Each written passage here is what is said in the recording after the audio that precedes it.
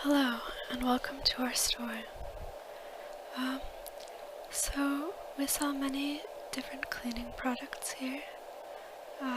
There's things that you spray on carpets to make them cleaner, and other things that you spray on floors. Oh, what's that you said? You have a password? Well, I wouldn't know what you're talking about, but perhaps it would be worth sharing with me anyway. Oh, yes. My apologies, I'm rather new here. Well, now that you've shared that word with me, let's go into the back, shall we? Alright. I'm really sorry about that. My boss is trying to find new ways to sort of vet people, but this is the system we've got for now. Alright, so can I assume from your password that you're here to look for a pet? Yes, we do specialize in a number of mythical creatures. So probably you know this since you've heard of us, but our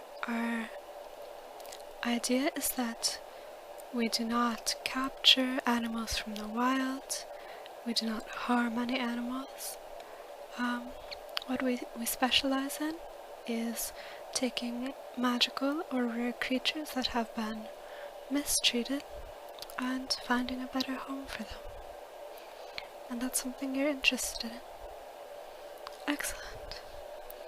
So, do you have a particular sort of animal that you are leaning towards?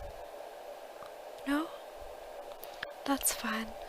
How about I give you the rundown of the things that we have the most of right now? Okay. Yeah, well, these are some of our most popular options. Okay. So, you're shopping for yourself then? Excellent. Yes, I do find that it's best not to buy pets for others, as you never know what will be truly appreciated, and in fact that's probably the reasoning for some of our rescue pets that get abandoned.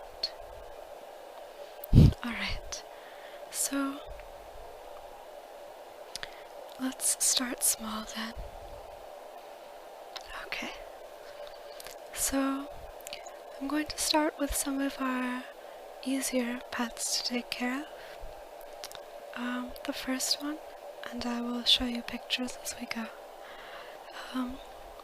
Right, so as you can see, this is one of our cheapest and most common pets. This is the salamander.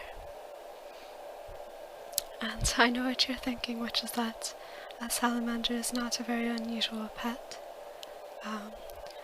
The main special quality to these being that they can survive in both very cold temperatures and very hot temperatures.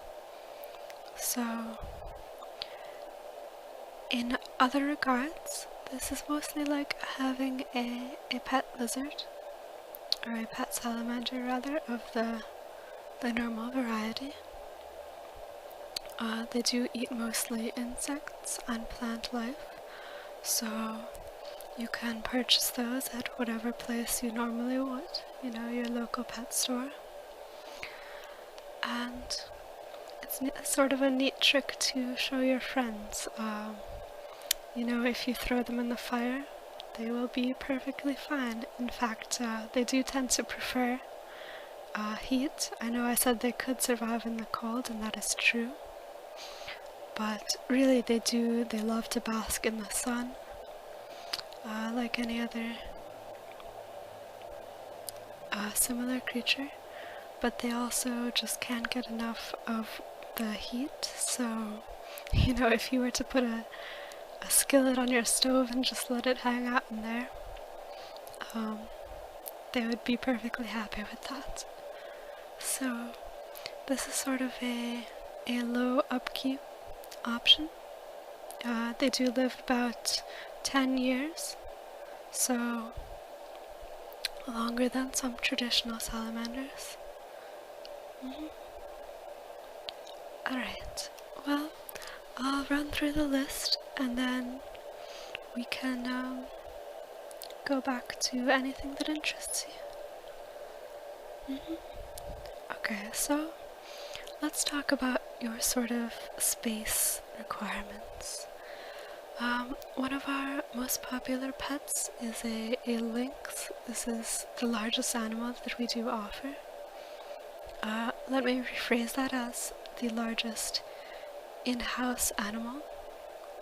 So that could be kept, let's say, in your average 2-bedroom house with a backyard, although they would be a little bit cramped, let's say. So this is really the upper limit in that range.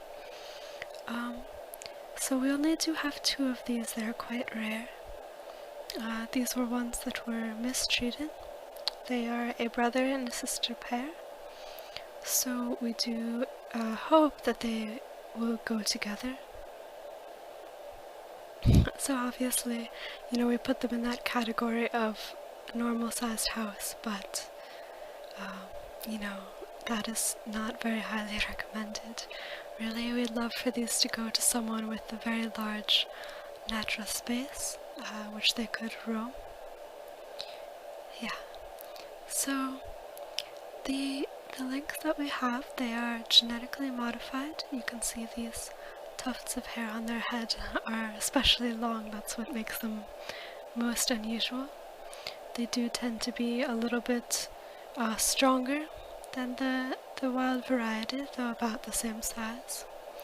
But at the same time, more docile and even more intelligent. So you'll find that these are excellent security animals. They're fiercely loyal, in the way that cats are, where they're very independent, but should there be an intruder, you would always feel safe.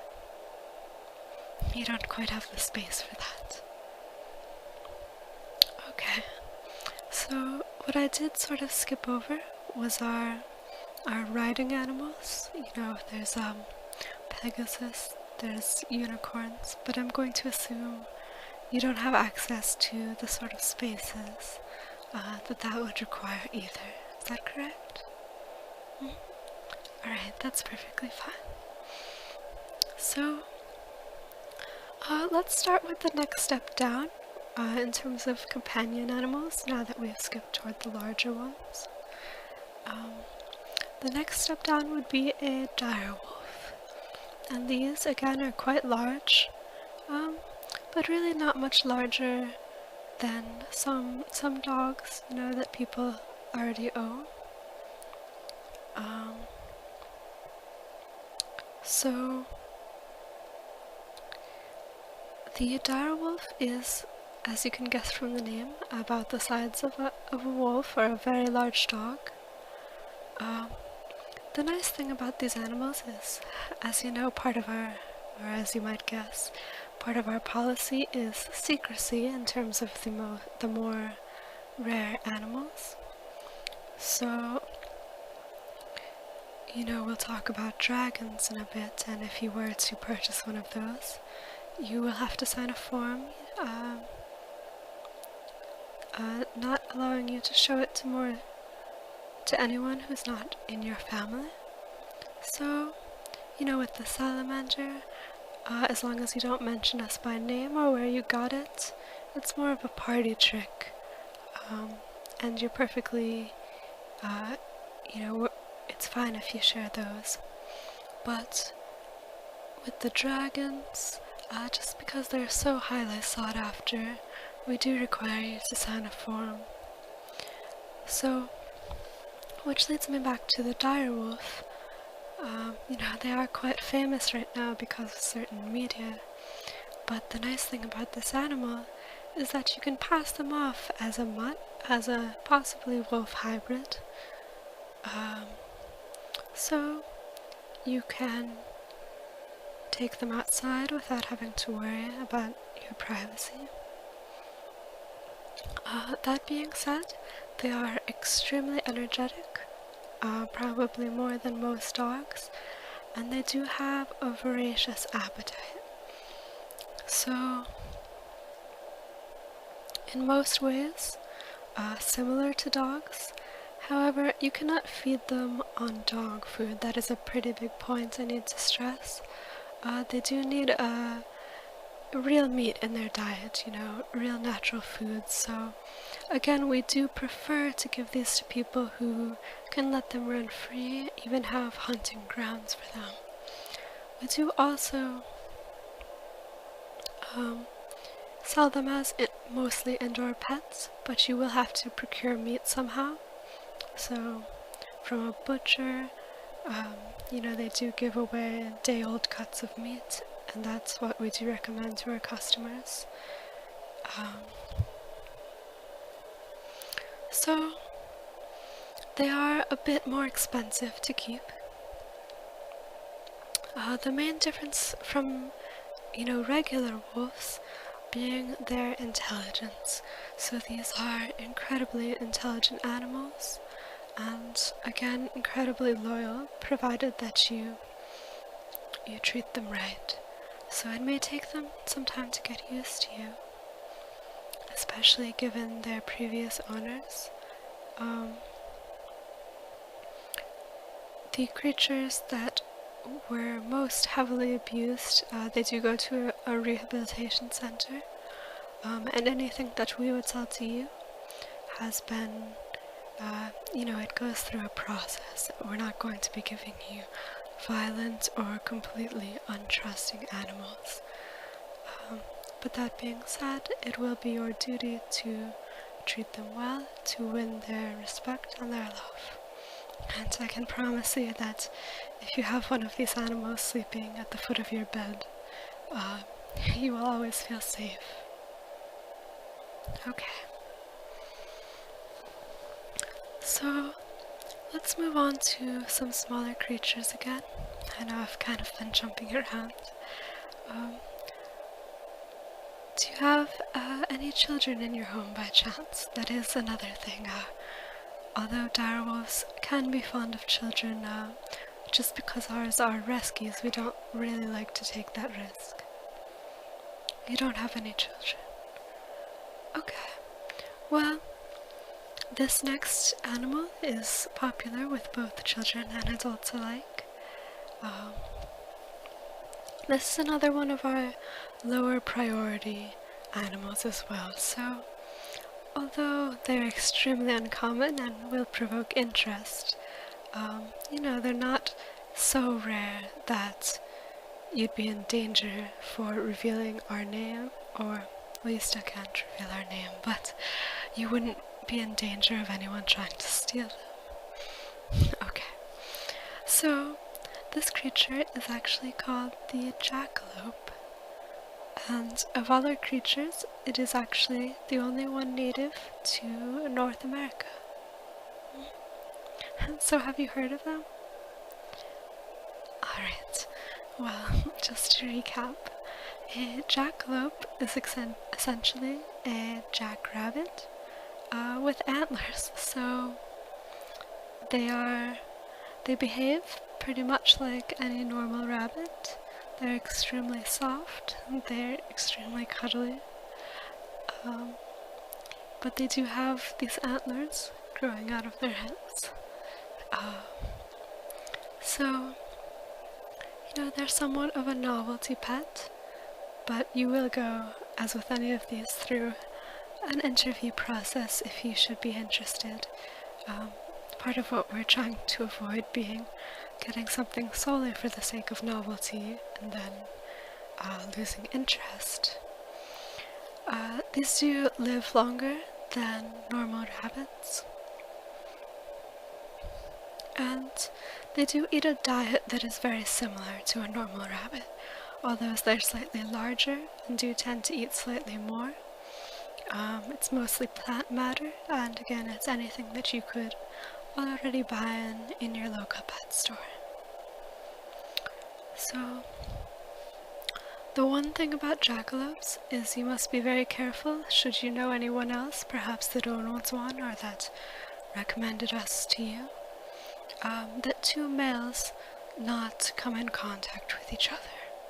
So really the only time when they are not docile and loving creatures is when two males encounter each other in the same territory. And that is the purpose of their antlers. They do assert dominance, they do fight with them. And although it sounds kind of silly, they can actually do a fair amount of damage to, each other and their surroundings. So we do strongly recommend that you keep only one of these as a pet. Okay. So those are some of our furry creatures, the last few. And let's talk about some of our bird species. Okay. Well, okay. Really only one right now, I apologize. But the one that we have is of course also one of the most famous and the most popular, which is a phoenix. So, contrary to some popular mythologies, the phoenix, at least the ones that we possess, they do not have healing properties. So their tears will not cure you. There is nothing worth making them cry or killing them over, essentially. And that's part of the reason these have come into our possession. Sometimes they are owned for selfish reasons. But we do just want to find a loving home for them. Okay, so if they don't have healing properties, what is it, you might ask, that makes the phoenix special? Well, I will tell you that the core of their mythology is still true, which is that they are reborn when they die. So, the ones that we have, they're about the size of a large parrot, which is smaller than some people think. So, this would be about the size of a macaw. Not including their wingspan, which is fairly large, but not significantly larger than that of, say, a macaw. Okay, so you can see a picture here. Their wings are quite beautiful, as you can see, almost iridescent, and they do change in the light. So, these live about 5 years. We do have some that are currently about 3 or 4 years old, which do tend to be the more expensive and preferred ones. When I say 3 or 4 years, I do mean since their last rebirth. So that would mean that in a year or so you'd get to see them born again. And what that entails is, as you may have heard, they will get a little bit sickly looking. Fortunately, their old age lasts only about a week. And it entails mostly what human old age does, except for the brevity and the fact that they are reborn. But essentially, they become frail. They stop eating. And then what will happen is they will burst into flames. And this is quite a beautiful spectacle. The smoke is all different colors. And when the flames subside, you will be left with an egg,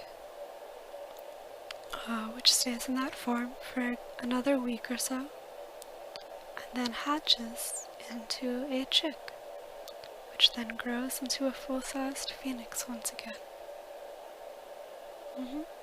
So these are quite spectacular creatures.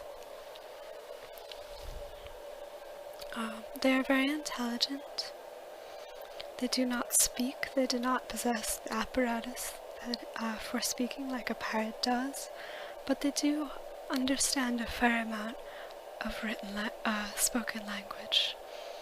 So they can be trained to do certain things. Although they're also quite feisty, so although they may understand a lot, getting them to obey you is a different story. Okay. So, the last basic creature that I am trying to talk about without further prompts is probably the most sought after. Because of this, it is the most expensive too, but well worth it in my opinion, and that is the dragon. Yep. So, of course, what we do sell are miniature dragons. I know we're talking about a house here, and although we would love to be able to offer something larger, that would simply not be very feasible.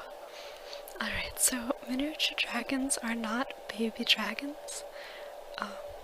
They simply grow to the size of, let's say, a small to medium-sized house cat. So, of course they do a fair amount more damage than a house cat would, in that they do require an open space to fly around. So we would recommend, should you own one of these and be mostly indoors, that you devote at least 2 rooms to their habitat. So those rooms would be free of traditional furniture, and we would prefer that you furnish them with, various things they could climb on, things they could hang from. They are quite active creatures. So, another fact about dragons that is not entirely well known is that they are nocturnal. So, they are most awake starting from about 7 p.m. onward. They do stay up almost all of the night and go to bed past dawn. So, if you are a person who goes to bed very early and wanted to have a lot of time to interact with your pets, these might not be the best pets for you. However, if you are somewhat of a night owl and you wish to have a companion, they are great to have around.